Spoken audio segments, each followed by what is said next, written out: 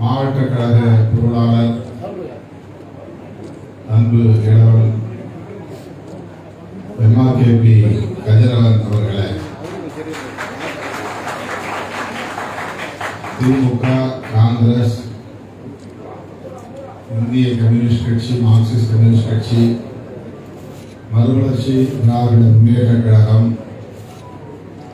தமிழக வாழ்வுரிமை கட்சி, மூவேந்தர் முன்னேற்ற கழகம், மக்கள் நீதி மையம், இந்திய யூனியன் முஸ்லீம் லீக், மனிதநேய மக்கள் கட்சி, மனிதநேய ஜனநாயக கட்சி, இந்திய தவ்ஹீத் ஜமாத், தமிழ்நாடு தவ்ஹீத் ஜமாத், இந்திய தேசிய லீக் உள்ளிட்ட திராவிடர் கழகம் உள்ளிட்ட நமது தோழமை கட்சிகளை சார்ந்த மாவட்ட, ஒன்றிய, பேரூர் பொறுப்பாளர்களே, விடுதலை சிறுத்தைகள் கட்சியின் பொதுச் செயலாளர், சட்டமன்ற உறுப்பினர் தோழர் சிந்தனை செல்வன் அவர்கள் உள்ளிட்ட விடுதலை சிறுத்தைகள் கட்சியின் முன்னோடிகளே, இந்த தேர்தல் களத்தில் தீவிரமாக பணியாற்றி வெற்றியை தமிழக முதல்வருக்கு சமர்ப்பித்திருக்கிற தோழமை கட்சிகளை சார்ந்த களப்பணியாளர்களே, உங்கள் அனைவருக்கும் என்னுடைய பணிவார்ந்த வணக்கத்தை தெரிவித்துக் கொள்கிறேன். 2 நாட்களுக்கு முன்புதான் அண்ணன் MRK அவர்கள், மாண்புமிகு அமைச்சர் அவர்கள் 3 சட்டமன்ற தொகுதிகளிலும் தேர்தல் களத்தில் பணியாற்றிய, உழைத்த தலைவர்களுக்கு நாம் நன்றி செலுத்துவோம். செயல் வீரர்கள் கூட்டம் போட்டதைப் போல நன்றி சொல்வதற்கும் ஒரு அரங்கத்திலே 3 தொகுதிகளிலும் தனித்தனியே ஏற்பாடு செய்து அவர்களெல்லாம் சந்தித்து நன்றி கூறுவோம். அதன் பின்னர் ஒவ்வொரு சட்டமன்ற தொகுதியிலும் குறிப்பிட்ட சில இடங்களில் 5 அல்லது 10 இடங்களில் நன்றி சொல்வதற்கான ஏற்பாடுகளை செய்வோம் என்ற ஆலோசனையை வழங்கினார். விக்கிரவாண்டி சட்டமன்ற இடைத்தேர்தல் அறிவிக்கப்பட்டுவிட்ட நிலையில் அந்த தேர்தலை முடித்துக் கொண்டு தொகுதி வாரியாக நாம் செல்வோம். இப்போதைக்கு இந்த 3 சட்டமன்ற தொகுதிகளில் மட்டும் நமக்காக உழைத்தவர்களுக்கு நன்றி சொல்வோம் என்று அவர் சொன்னதன் அடிப்படையில் இன்றைக்கு காலையிலே காட்டுமன்னார் கோயில் சட்டமன்ற தொகுதிக்கு உட்பட்ட நமது தோழமை கட்சிகளின் மாவட்ட, ஒன்றிய, நகர, பேரூர் பொறுப்பாளர்களை சந்தித்தோம். இப்போது சிதம்பரம் சட்டமன்ற தொகுதி, அடுத்து புவனகிரியில் 7 மணிக்கு இதே போல ஏற்பாடு செய்யப்பட்டிருக்கிறது.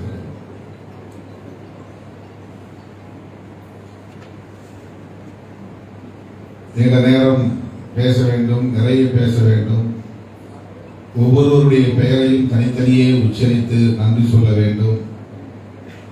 ஆனால் நமக்கு நேரம் போதாது. ஆகவே தனித்தனியே ஒவ்வொருவருடைய பெயரையும் உச்சரிக்க இயலாமைக்கு முன்னணி தலைவர்களுக்கு என்னுடைய வருத்தத்தை தெரிவித்துக் கொள்கிறேன்.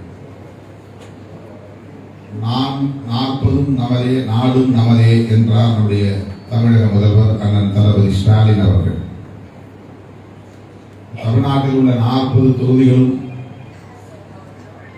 திமுக கூட்டணி வெற்றி பெறும், வெற்றி பெற வேண்டும், வெற்றி பெறுவதற்கு மக்கள் ஆதரவு நல்க வேண்டும் என்று தமிழக முதல்வர் அவர்கள் தேர்தல் அறிவிக்கப்பட்ட நேரத்திலே வேண்டுகோளாக வைத்தார், அறைகூவல் விடுத்தார். அதன் அடிப்படையில் தமிழ்நாட்டு மக்கள் 40 தொகுதிகளிலும் திராவிட முன்னேற்ற கழகத்தின் தலைமையிலான கூட்டணிக்கு மாபெரும் வெற்றியை தந்துள்ளனர். அந்த 40லே ஒன்று நமது சிதம்பரம் தொகுதி. எனவே முதலில் இந்த 40 தொகுதிகளிலும் வெற்றி வாகை சூடுவதற்கு திராவிட முன்னேற்ற கழகத்திற்கு ஆதரவு நல்கிய திராவிட முன்னேற்ற கழகத்தின் தலைமையிலான கூட்டணி கட்சிகளுக்கு ஆதரவு நல்கிய தமிழக வாக்காளர் பொதுமக்கள் அனைவருக்கும் மனமார்ந்த நன்றியை இந்த நிகழ்ச்சியின் ஊடாக நான் தெரிவித்துக் கொள்கிறேன். நம்முடைய தொகுதியில் சிதம்பரம் நாடாளுமன்ற தொகுதியில் திமுக கழகத்தின் தலைமையிலான இந்த கூட்டணி வெற்றி பெறுவதற்கு பேராதரவு நல்கிய பொதுமக்களுக்கும் இந்த வெற்றி கனியை பறிப்பதற்காக மாண்புமிகு அமைச்சர் அவர்களின் வழிகாட்டுதலின்படி அல்லும் பகலும் அயராது உழைத்த உங்கள் அனைவருக்கும் என்னுடைய நெஞ்சார்ந்த நன்றியை காண்பிக்கிறார்கள். அகில இந்திய அளவில் நாம் இந்திய கூட்டணி வெற்றி பெறுவோம் என்று மிகுந்த எதிர்பார்ப்போடு இருந்தோம். அதற்காகத்தான் இந்த கூட்டணி உருவாக்கப்பட்டது. குறிப்பாக நம்முடைய தமிழக முதல்வர் அவர்களின் முன்முயற்சியில் இது நடந்தது. ஆனால் தமிழ்நாட்டிலே 100 விழுக்காடு வெற்றியை பெற்ற நிலையில் அகில இந்திய அளவிலே கணிசமான வெற்றியை நாம் பெற்றிருக்கிறோம். 100 விழுக்காடு வெற்றி பெற முடியவில்லை, அல்லது ஆட்சி அமைக்கக்கூடிய வகையிலே வெற்றியை பெற முடியவில்லை. என்றாலும் பாஜகவுக்கு பாடம் புகட்டக்கூடிய வகையிலே இந்த தீர்ப்பு மக்கள் தீர்ப்பு அமைந்திருக்கிறது. போன முறை அவர்கள் பெற்ற வெற்றியில் இப்போது பெருமளவு பாதிப்பை சந்தித்திருக்கிறார்கள். 63 இடங்களை இழந்திருக்கிறார்கள். போன முறை 303 இடங்களில் பாஜக மட்டும் வெற்றி பெற்றது. இந்த முறை அவர்கள் 240 இடங்களில் தான் பாஜக தனித்து வெற்றி பெற முடிந்திருக்கிறது. அதில் ஏறத்தாழ 130 இடங்களில் 500 ஓட்டு வித்தியாசத்திலும் 1000 ஓட்டு வித்தியாசத்திலும் 2000 ஓட்டு வித்தியாசத்திலும் நிறைய வெற்றி பெற்றிருக்கிறார். இதில் கூட தில்லுமுள்ளு இருக்கலாம் என்ற ஒரு யூகம் இடையோடி கொண்டிருக்கிறது. பெரிய அளவிலே அவர்கள் பெரிய வித்தியாசத்தில் வெற்றி பெறவில்லை. தமிழ்நாட்டிலே திமுக கூட்டணி வெற்றி பெற்ற அனைவரும் விசிக வேட்பாளர்கள் தான். விழுப்புரத்திலே 70,000, சிதம்பரத்திலே 1,00,000. பெரும்பாலான தொகுதிகளில் காங்கிரஸ், இடதுசாரிகள், திமுக பெரும்பாலான தொகுதிகளில் 2,00,000க்கு மேல் தான் வித்தியாசம். அவ்வளவு பெரிய வெற்றியை மக்கள் தந்திருக்கிறார்கள்.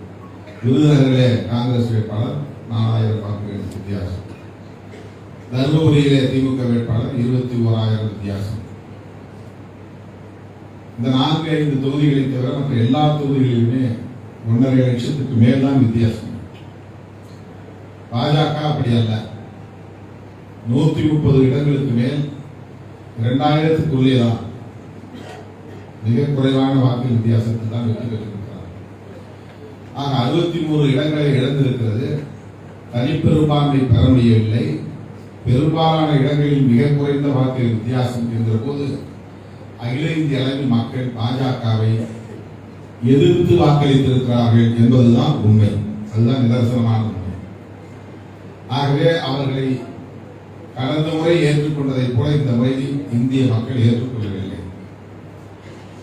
தனி மெஜாரிட்டி, தனி பெரும்பான்மையை தர முடியாது என்று அவர்களுக்கு தலையை கூட்டு வைப்பதை போல ஒரு பாடம் புகட்டக்கூடிய தீர்ப்பை இந்திய மக்கள் வழங்கியிருக்கிறார்கள். இந்தியா கூட்டணிக்கும் மறைமுகமான ஒரு அறிவுரை சொல்வது போல் இருக்கிறது. நீங்கள் இன்னும் கொஞ்சம் பக்குவம் பெற வேண்டும், இன்னும் நீங்கள் முதிர்ச்சி அடைய வேண்டும், இன்னும் நீங்கள் ஒற்றுமை பெற வேண்டும், அந்த ஒற்றுமை வலிமை பெற வேண்டும். அதற்கு முன்னதாக உங்கள் கையிலே ஆட்சியை கொடுத்தால் சரியாக இருக்காது. எனவே இந்த வாய்ப்பை பயன்படுத்தி உங்களை நீங்களே வலிமைப்படுத்திக் கொள்ளுங்கள் என்று அறிவுரை சொல்வதைப் போல ஒட்டுமொத்தமாக 234 இடங்களை நமக்கு தந்திருக்கிறது இந்திய சமூகம், இந்திய வாக்காளர் சமூகம். ஒருபுறம் பாஜகவுக்கு பாடம் போட்டிருக்கிறது இந்த தேர்தல், இன்னொரு புறம் இந்தியா கூட்டணிக்கு உங்களை நீங்களே வலிமைப்படுத்திக் கொள்வதற்கு அவகாசம் எடுத்துக் கொள்ளுங்கள் என்று வாய்ப்பு தந்திருக்கிறது. இப்படித்தான் இந்த தீர்ப்பை நான் பார்க்கிறேன். அப்படிப்பட்ட இந்த தீர்ப்பிலே இந்தியாவிலேயே வேறு எந்த மாநிலத்திலும் இல்லாத அளவுக்கு 100 விழுக்காடு 40க்கு 40 இடங்களிலும் வெற்றி பெற்ற ஒரு மாபெரும் வரலாற்றை படைத்திருக்கிற மாநிலம் தமிழ்நாடு மாநிலம். அதற்கு முழு பொறுப்பும் நம்முடைய தமிழக முதல்வர் மாண்புமிகு அண்ணன் தளபதி ஸ்டாலின் அவர்கள். 2019 இந்த கூட்டணி ஒருங்கிணைந்தது, தேர்தலை சந்தித்தது, மாபெரும் வெற்றியை பெற்றோம். ஒரே ஒரு இடம் தேனியில் மட்டும் நமக்கு வாய்ப்பு கை நழுவி போனது. 2021 சட்டமன்ற தேர்தலில் மிகப்பெரும் வெற்றி. அண்ணன் அவர்கள் இன்றைக்கு முதலமைச்சராக நாற்காலியில் அமர்ந்திருக்கிறார், ஆட்சியை கைப்பற்றியிருக்கிறோம். அதற்கு பிறகு நடந்த ஊரக உள்ளாட்சி, நகர்ப்புற உள்ளாட்சி என்று உள்ளாட்சி தேர்தலில் வெற்றி, மாபெரும் வெற்றி. அதற்கடுத்து 4வதாக இந்த நாடாளுமன்ற பொதுத் தேர்தல். இது இந்திய அளவிலே அனைவரின் கவனத்தையும் ஈர்க்கக்கூடிய மாபெரும் வெற்றி. தமிழக அரசியல் வரலாற்றில் அல்லது இந்திய அரசியல் வரலாற்றில் இப்படி ஒரு கூட்டணி தொடர்ச்சியாக 4 தேர்தல்களில் அடுத்தடுத்து தொடர் வெற்றியை பெற்றிருக்கிறது என்றால் அது தமிழ்நாட்டில் திமுக தலைமையிலான கூட்டணி தான். இந்த கூட்டணி அவ்வளவு வலுவாக இருக்கிறது, புரிந்துணர்வோடு இருக்கிறது, கொள்கை அடிப்படையில் இருக்கிறது, ஒரு நல்ல நோக்கத்திற்காக இருக்கிறது. அதுதான் இதற்கு முக்கியமான காரணம். பாஜக, அதிமுக, பாமக எல்லோரும் ஒரு அணியாக இருந்தார்கள். 2 வருஷத்தில் அது சிதறி போனது. அவர்களால் அடுத்து உள்ளாட்சி தேர்தலை கூட சந்திக்க முடியாமல் சிதறி போனார்கள். பிறகு இந்த நாடாளுமன்ற தேர்தலில் மறுபடியும் அவர்களால் ஒருங்கிணைய முடியவில்லை. 2 அணிகளாக பிரிந்து இருக்க வேண்டிய நிலை ஏற்பட்டது. ஏனென்றால் அவர்கள் சந்தர்ப்பவாத அடிப்படையிலே இணைந்தார்கள். அதனால் மறுபடியும் தொடர முடியவில்லை. ஆனால் நம்முடைய அணி கொள்கை அடிப்படையிலே அரசமைப்பு சட்டத்தை பாதுகாக்க வேண்டும் என்ற உயரிய நோக்கத்தோடு இணைந்து நின்றது. விளிம்பு நிலை மக்களை ஒருங்கிணைத்தது. சிறுபான்மையினர் மக்களுக்கு இருக்கிற அச்சுறுத்தலை கவனத்தில் கொண்டு அவர்களை பாதுகாப்போம் என்று உறுதியளித்தது. இப்படிப்பட்ட ஓபிசி மக்களின் சமூக நீதியை காப்போம் என்று உறுதியேற்றுக் கொண்டது.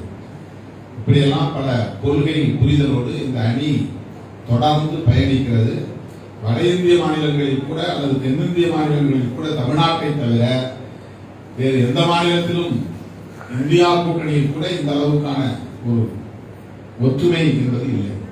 அந்த ஒற்றுமையை நிலைநாட்டி இந்த வெற்றியை ஈட்டி இருக்கிற அண்ணன் தமிழக முதல்வர் மாண்புமிகு தளபதி ஸ்டாலின் அவர்களுக்கு எனது மனமார்ந்த வாழ்த்துக்களையும் நன்றியையும் இந்த நேரத்தில் உரித்தாக்குகிறேன். அண்ணன் அவர்கள் இங்கே சொன்னார், 1 லட்சம் வாக்குகள் வித்தியாசத்தில் நாம் இந்த 3 தொகுதிகளில் மட்டுமே வெற்றி பெறுவோம். கடலூர் மாவட்டத்துக்கு உட்பட்ட 3 தொகுதிகள். அவருக்கு ஒரு நீடிய அனுபவம் இருக்கிறது அரசியல். அவரும் குறி சொல்றதில்லை, ஆனா குறியாய் சொல்லுகிறார், சரியாய் சொல்லுகிறார். ஒவ்வொரு தேர்தலுமே இவ்வளவு வாக்குகள் நாம் பெறுவோம், அவர் வாக்குகள் பெறுவோம். ரொம்ப துல்லியமா அவருடைய மதிப்பீடு இருக்கிறது. இந்த 3 தொகுதியில் மட்டும் நம்ம 1 லட்சம், காட்டுமன்னார்குடியில 50,000, மற்ற 2 தொகுதியில் சேர்த்து 50,000.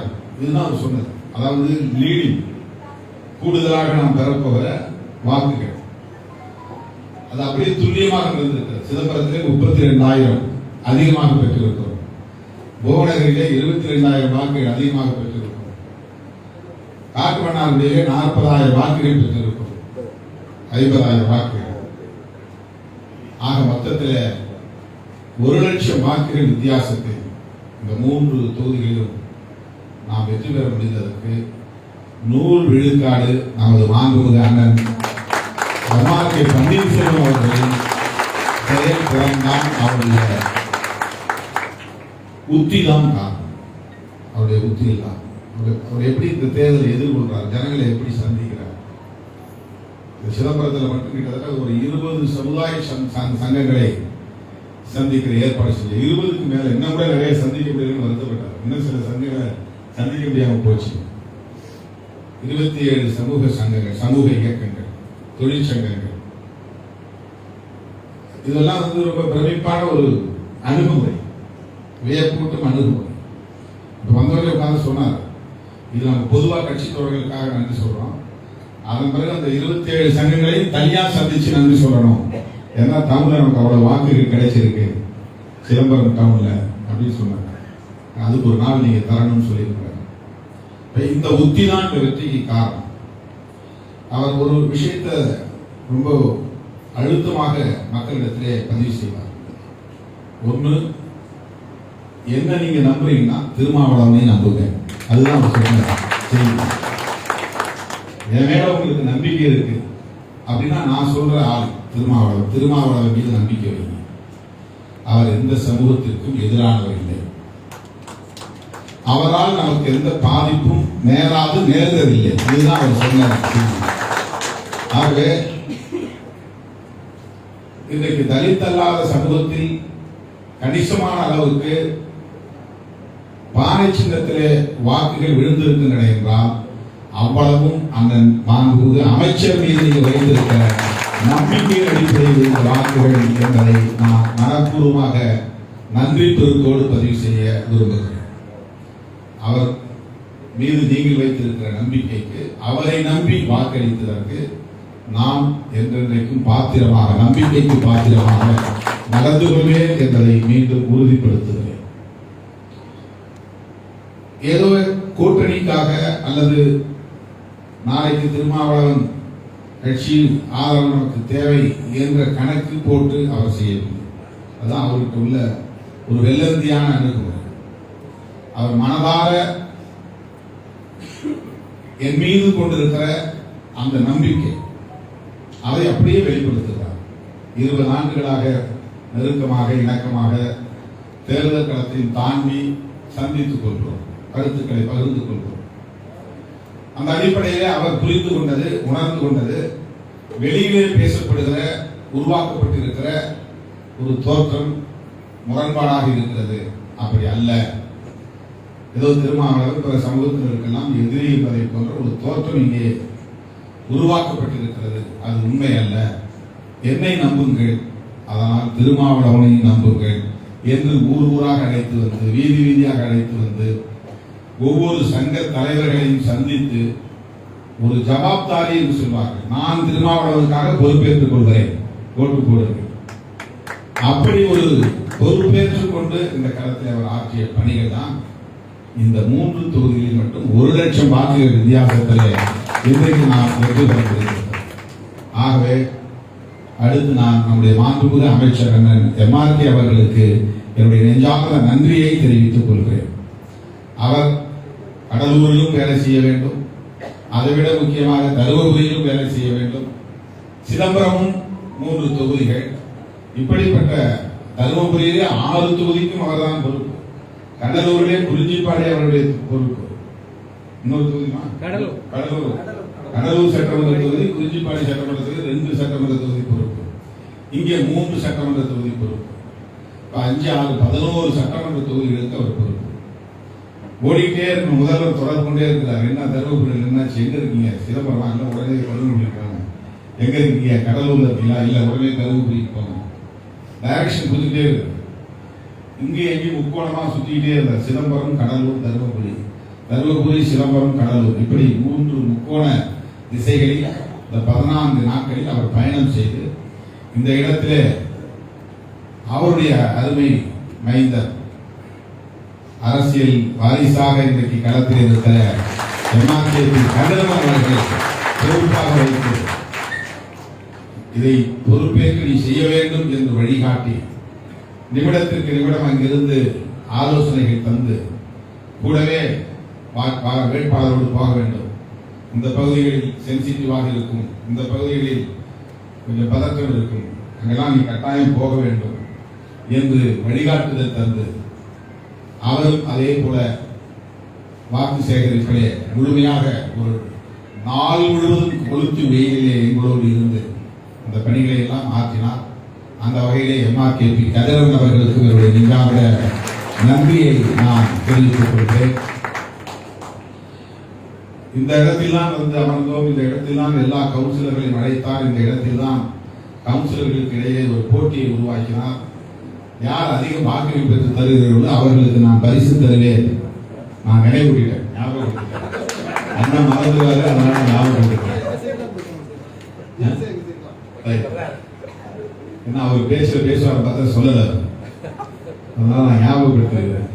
இந்த கவுன்சிலர்களுக்கு இடையில ஒரு போட்டியை உருவாக்கினார். யார் நீங்க அதிகம் ஒவ்வொருத்தரும் நீங்க தனியா உங்க வெற்றிக்காக பாடுபட்டு 15,000 ஓட்டு வித்தியாசத்துல நீங்க ஜெயிச்சிருக்கீங்கன்னா அந்த அளவுக்கு அதை விட கூடுதலா நீங்க வாக்குகள் வாங்கணும் அப்படின்னு சொல்லி ஒரு கட்டளை வந்து அப்படியே சிறமேல் கொண்டு நம்முடைய தோழர்கள் பணியாற்றினார்கள். அது காங்கிரஸை சார்ந்த வக்கீலாக இருந்தாலும் சரி, திமுகவை சார்ந்த கவுன்சிலர்களாக இருந்தாலும் சரி, ஒவ்வொருவரும் அவர் எவ்வளவு ஆத்திரமாக பேசினாலும் அன்பாக பேசினாலும் அவை அனைத்தையும் அப்படியே சிறமேற்கொண்டு ஏற்றுக்கொண்டு தீவிரமாக சுற்றி சுழன்று பணியாற்றியதன் விளைவாக இன்றைக்கு நகரத்திலே நாம் கூடுதலான வாக்குகளை பெற்றிருக்கிறோம். குறிப்பாக சிதம்பரம் சட்டமன்ற தொகுதியிலே 32,000 வாக்குகள் வித்தியாசத்திலே நாம் இந்த தொகுதியிலே கூடுதல் வாக்குகளை பெற்றிருக்கிறோம். எனவே அப்படி சுற்றி சுழன்று பணியாற்றிய கவுன்சிலர்கள் உள்ளிட்ட திமுக தோழமை கட்சிகளின் பொறுப்பாளர்கள் அனைவருக்கும் என்னுடைய நெஞ்சார்ந்த நன்றியை நான் உரித்தாக்குகிறேன்.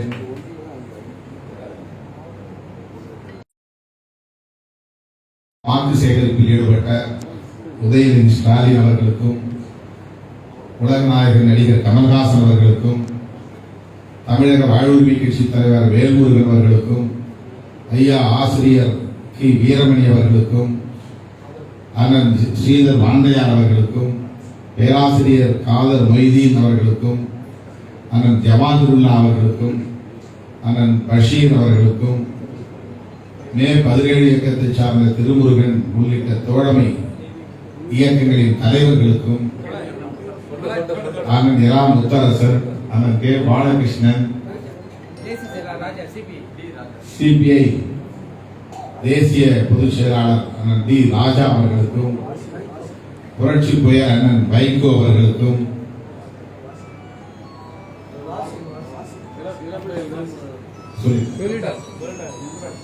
இப்படி நம்முடைய தோழமை கட்சிகளின் தலைவர் பெருமக்களுக்கும் இங்க வந்து நின்று நமக்காக வாக்கு சேகரித்த அத்துணை நல்ல உள்ளங்களுக்கும் இந்த நேரத்தினுடைய நெஞ்சார்ந்த நன்றியை தெரிவித்துக் கொள்கிறேன். காங்கிரஸ் பேர் இயக்கத்துடைய தலைவர் கே எஸ் அழகிரி அவர்களுக்கும், அன்பு சகோதரர் செல்வ பெருந்தகை அவர்களுக்கும், பெயரை விடுபட்டிருந்தால் மன்னித்து விட வேண்டும். அவ்வளவு பேருக்கும் இந்த நேரத்தில் நான் நன்றி சொல்ல கடமைப்பட்டிருக்கிறேன். பொன்குமார் அவர்கள் அனைவருக்கும் என்னுடைய நன்றியை தெரிவித்துக் கொள்கிறேன். அண்ணன் அவர்கள் இந்த தொகுதியை மேம்படுத்துவதற்காக அவர் ஒரு அமைச்சராக இருந்து பல்வேறு முயற்சிகளை மேற்கொண்டு வருகிறார். நாம எதிர்கட்சி எம்பி, ஆளுங்கட்சி எம்பி இல்ல, சில திட்டங்களை நேரடியாக கொண்டு வர முடியாது. ரயில்வே விஷயம் கூட நம்முடைய தோழர்கள் கடந்த 5 வருஷமா எவ்வளவோ போராடி கூட அதில் நம்மளால ஒரு அங்குலம் கூட நடத்த முடியவில்லை. நேரடியாக கேட்டார் ஒரு அமைச்சர், நீங்க எங்க பாராளுமன்றத்தில் கடுமையாக விமர்சனம் பண்றீங்க, இப்ப ஆப்ளிகேஷன் வந்துருக்கீங்கன்னு கேட்டார் ஜல்சக்தி அமைச்சர்.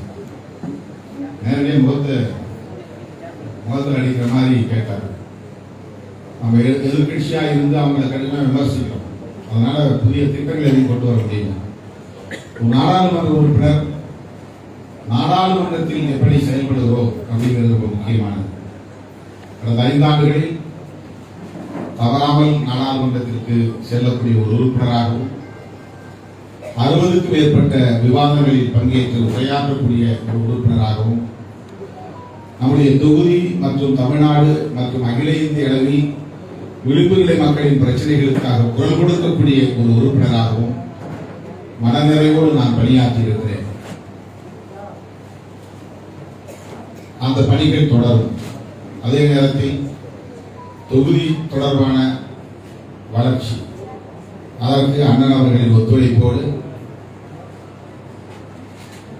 இந்த காலத்தில், இந்த 5 ஆண்டு காலத்தில் அவருடைய வழிகாட்டுதலோடு என்ன செய்ய இயலுமோ அத்தனையும் செய்வேன் என்ற ஒரு உறுதியை உங்களுக்கு தந்து, அன்பு இளவல் KR செந்தில்குமார் அவர்களுக்கும் உடம்பு சரியில்லாத நேரத்தில் நான் வரவேணான்னு சொன்னேன், போன்ல பேசினேன். கடுமையான உடல்நலம் பாதிப்பு.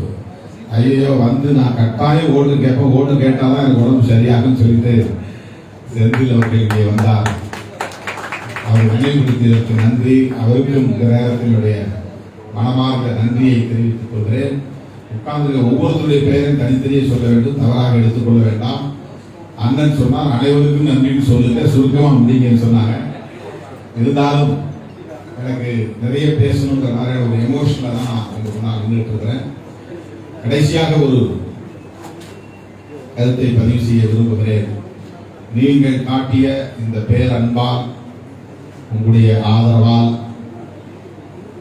விடுதலை சிறுத்தைகள் கட்சி எப்படி திமுக, அதிமுக, காங்கிரஸ், இடதுசாரி கட்சிகள் அங்கீகாரம் பெற்ற கட்சிகளாக இருக்கின்றனவோ, அதை போல இந்த தேர்தலில் 2 தொகுதிகளில் வெற்றி பெற்றதன் மூலம் ஒரு மாநில கட்சியாக அங்கீகாரம் பெற்றிருக்கிறது.